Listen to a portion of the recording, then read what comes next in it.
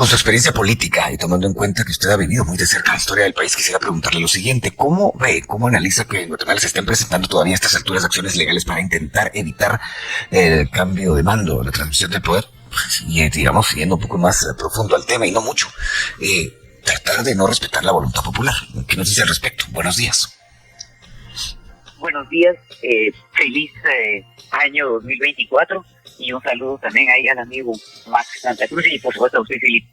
Muchas gracias. Pues mire, obviamente no voy a decir nada novedoso. Ha sido evidente la judicialización del proceso electoral desde su inicio hasta 3 días antes de la toma de posesión del nuevo gobierno. Lo hemos visto con un amparo que ha surgido recientemente, lo último, ¿verdad?, para evitar aparentemente la toma de posesión del binomio. Hoy he escuchado de varias capturas, entre ellas del exministro de Gobernación, supuestamente por no acatar, por incumplimiento de deberes.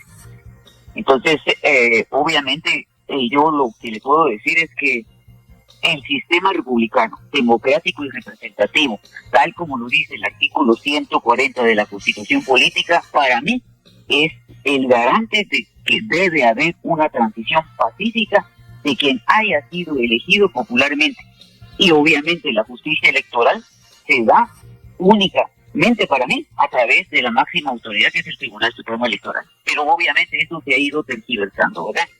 Recordemos que el Tribunal Supremo Electoral es independiente y no responde a autoridad alguna, y ella cumplió con su función. Y su función fue garantizar un proceso electoral participativo. Ya está todo preparado para la toma de posesión. Lo que yo siento es que son, ¿cómo pudiéramos decir?, los últimos estartazos que se están dando de aquellos que realmente no comprenden, de verdad no comprenden, que lejos de afectar a quienes van a ser los gobernantes futuros, están afectando a la población. ¿Se imagina usted una acción de este tipo? ¿Qué efectos económicos, qué efectos políticos y sociales va a tener para la población? Es terrible. No sé cómo no se piensa primero en lo que puede ocurrirle al pueblo de Guatemala.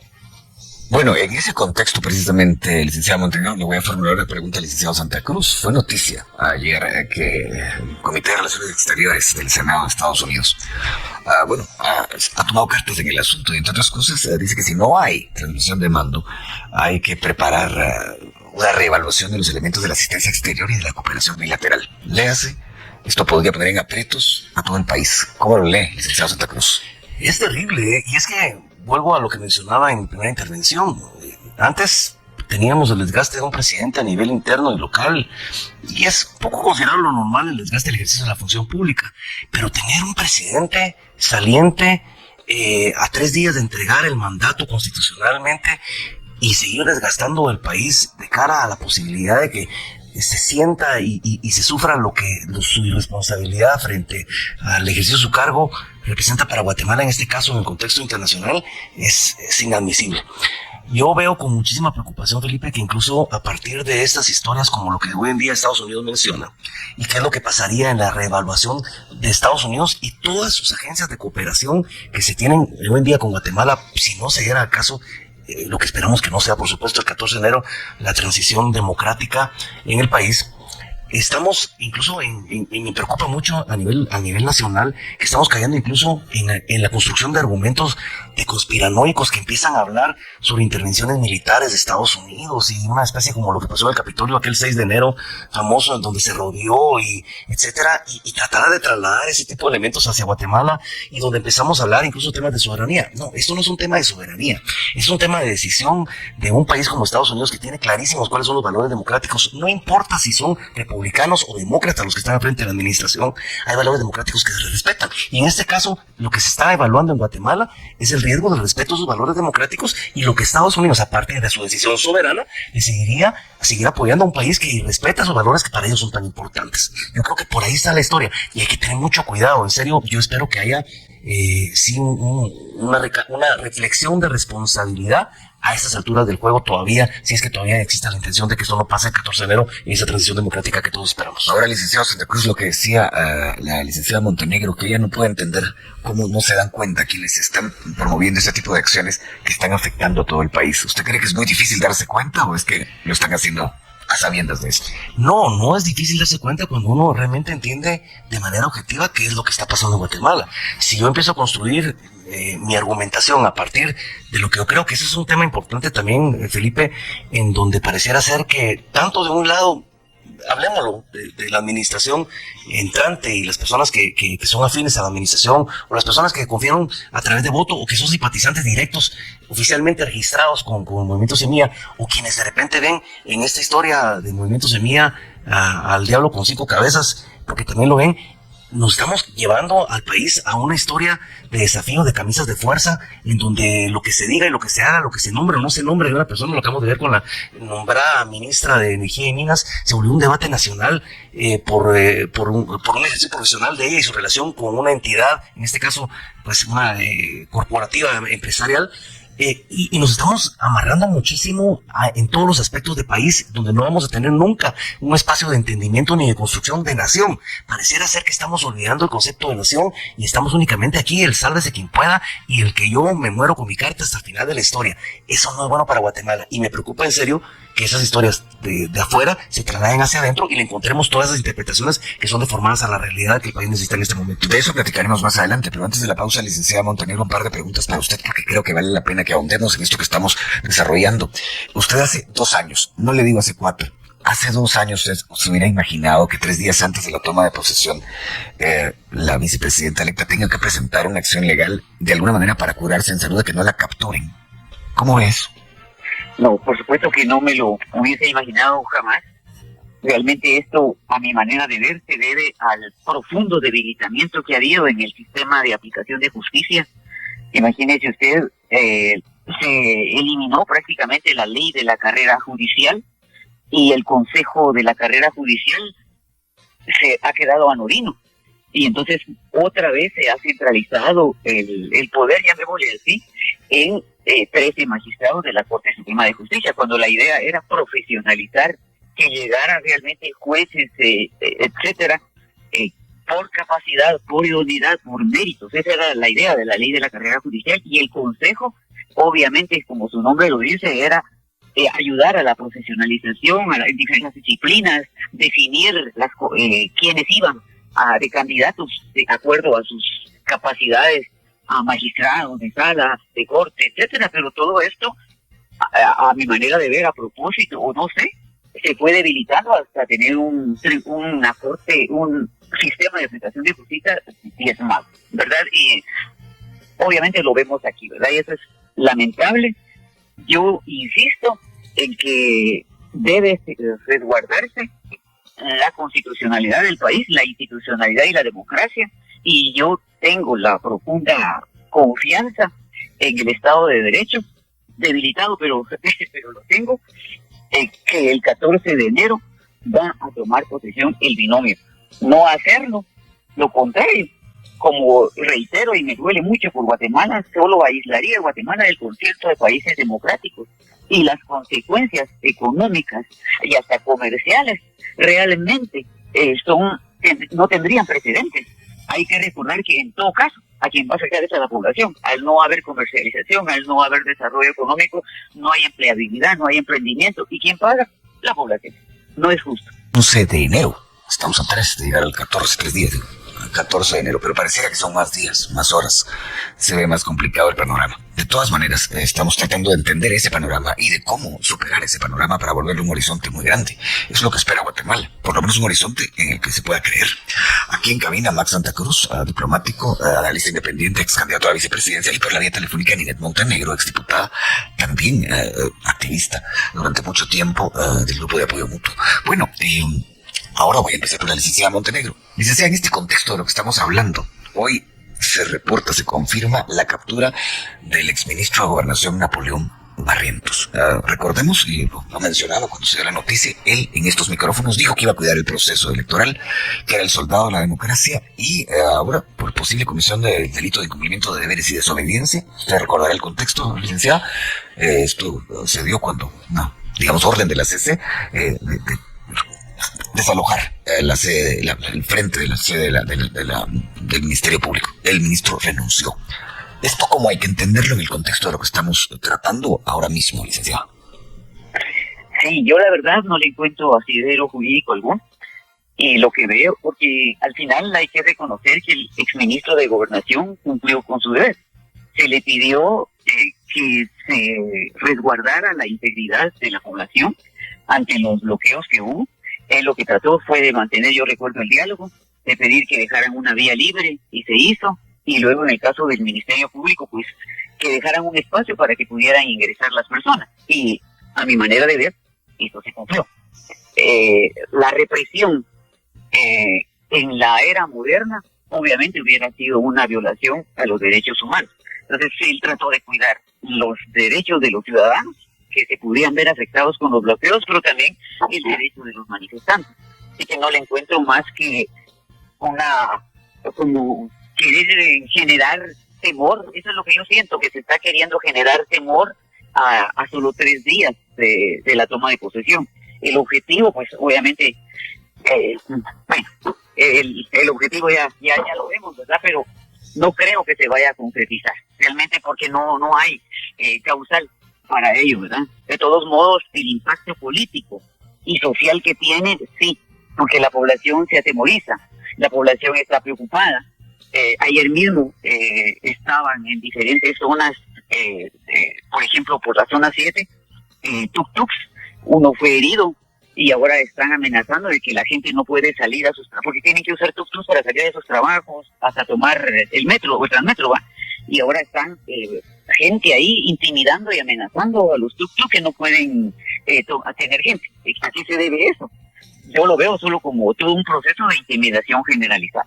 Y otras capturas que dicen, no me consta que van a ver, que hay que ver de qué se trata. Lo único que buscan es eso, generar un ambiente de temor, para que nadie se atreva a decir nada. Eso es lo que yo siento. Bueno, siempre siguiendo esta línea de relato y de charla, licenciado Santa Cruz, ¿usted en algún momento se ha puesto a pensar qué le hubiese sucedido a usted de haber pasado a la segunda vuelta? Vea, tomando en cuenta lo que hemos visto. Gracias, Felipe. Esta es una pregunta que uno siempre se hace pensando en que pues las encuestas al día del 25 de junio nos colocaban en una segunda vuelta en esa contienda con el candidato Edmundo Mulet y con Sandra Torres y candidato a la vicepresidencia de la UNE. Y pensábamos que el escenario armado de lo que hoy en día vemos con semilla, tal vez sin un componente que aquí hay que agregarle una rayita más al caso de actualmente que vivimos, que es el tema, si lo queremos ver, para algunos de tinte ideológico, y el tema del conservadurismo versus el liberalismo.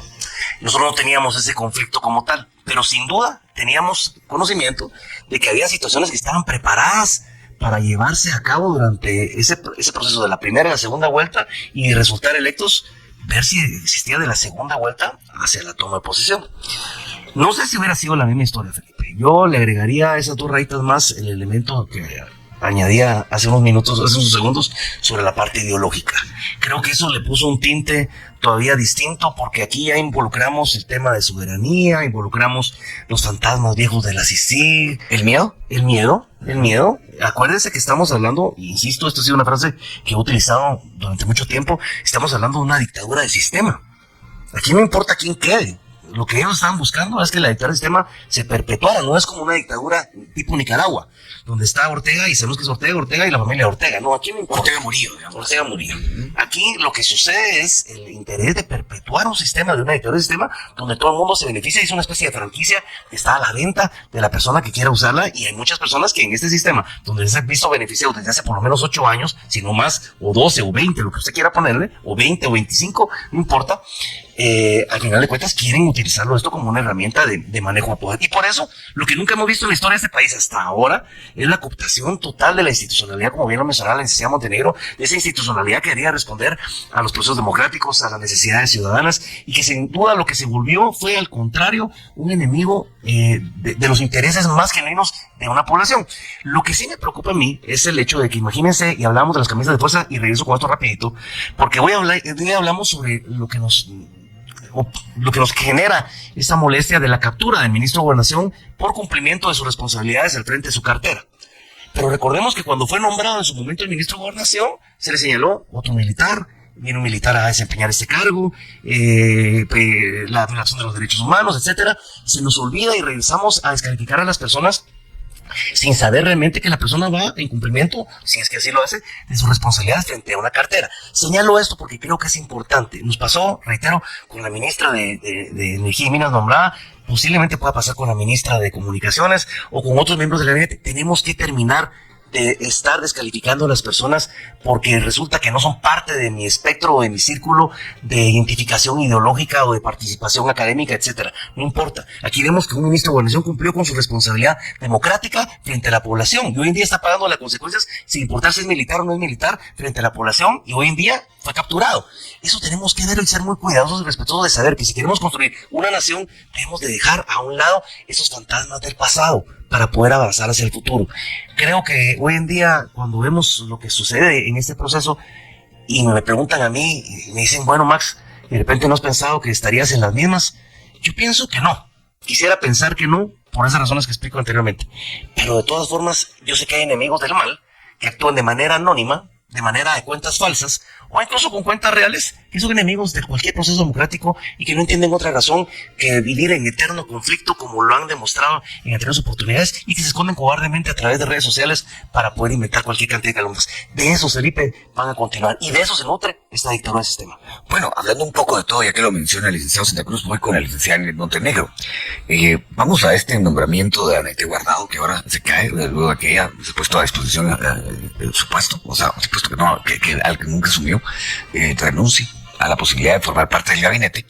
Y la pregunta es compleja, porque de algún modo, licenciada, es parte de la política, pero vamos a ver el contexto.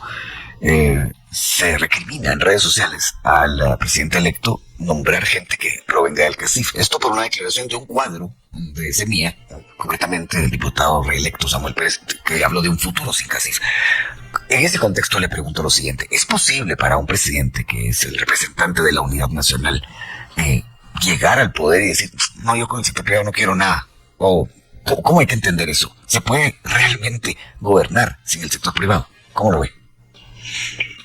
Así que es una pregunta compleja. Yo pues siempre fui parte de la oposición, nunca llegamos a dirigir la administración pública.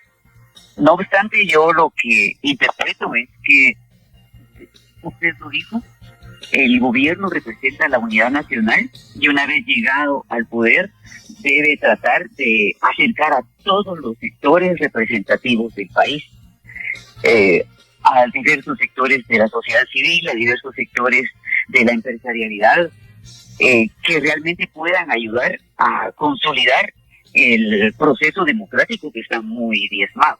Es la interpretación que yo veo, es como buscar cierto equilibrio para que pueda haber gobernabilidad. Esa es la interpretación que tengo. No obstante, como ha habido como oposición a ello de parte de los mismos que hoy van a tomar posesión el 14 de enero, porque así va a ser, obviamente surgen las críticas, porque en todos los gobiernos han participado, cuando ha sido gobiernos de derecha, gente de tendencia democrática o como le llaman de izquierda, que no necesariamente es así, han participado gente de la empresarialidad y no ha habido críticas. En eso se han encarnizado contra ellos precisamente por haber sido tan críticos del sector empresarial. Pero yo creo que no se puede uniformar, y eso es el gran problema en Guatemala. Se etiqueta, como bien dijo mi amigo aquí, Max Santa Cruz, se etiqueta a las personas, se descalifica, y yo creo que hay empresarios y empresarios, y que no son una unidad total, y que hay empresarios con otra mentalidad. Yo eso es lo que quiero pensar y eso es lo que he interpretado, y creo también que esa fue la intención de quien va a gobernar de aquí en adelante. El resultado lo iremos viendo, porque también vamos a estar atentos a que se haga un buen gobierno, pero no criticar de entrada. Es que es como dice él, ¿verdad? Se descalifica sin siquiera haberles dado la oportunidad de poder empezar ni su primer día de gobierno. Y bien, hasta aquí el video de hoy. Recuerden que ustedes tienen la última opinión, la cual pueden dejar en la cajita de comentarios. Dicho esto, nos vemos en el siguiente video. Adiós.